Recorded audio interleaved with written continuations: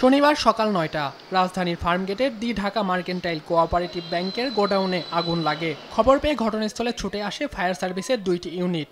আগুনের তীব্রতার কারণে তাদের সাথে যুক্ত হয় আরও ৩টি ইউনিট। আগুন থেকে বড় ধরনের ক্ষতির আশঙ্কা করেন স্থানীয় ব্যবসায়ী ও এলাকাবাসী। এ ঘটনায় কর্তৃপক্ষের কোনো গাফিলতি ছিল কিনা তা খতিয়ে দেখার অনুরোধ জানান। প্রথমত এখানে যে জনগণ তারা তো ওই রকম ভাবে বুঝতে পারেনি, তার জন্য ওইটা পারেনি, কিন্তু ভিতরে আর যাওয়ার মতন নেই, ধোঁয়া বাহির হচ্ছে, তার জন্য যাইতে পারতেছে না, তার জন্য সমস্যাটা হয়ে গেছে। ভিতরে নিচে তো গোটাউন। ফায়ার সার্ভিস আসছে, ওনারা আইসা সকাল থেকে প্রায় 8:30 9টার থেকে ওনারা কাজ শুরু করছে, কিন্তু কাজ আর শেষ হচ্ছে না।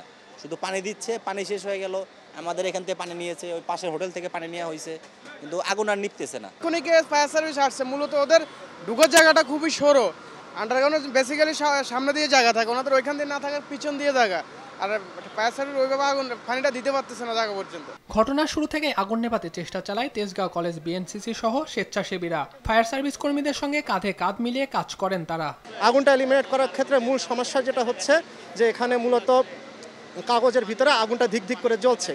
সো পুরো কাগজটা না ভিজানো পর্যন্ত আসলে স্মোক এবং আগুনটা পুরোপুরি এলিমিনেট করা পসিবল হচ্ছে না। তাদেরকে আমরা যতটুকু হেল্প করার এবং ভিতরে গোডাউনে যে বইগুলো ছিল এগুলো আমরা উদ্ধার করতে সহযোগিতা করেছি। অনেকে দর্শকের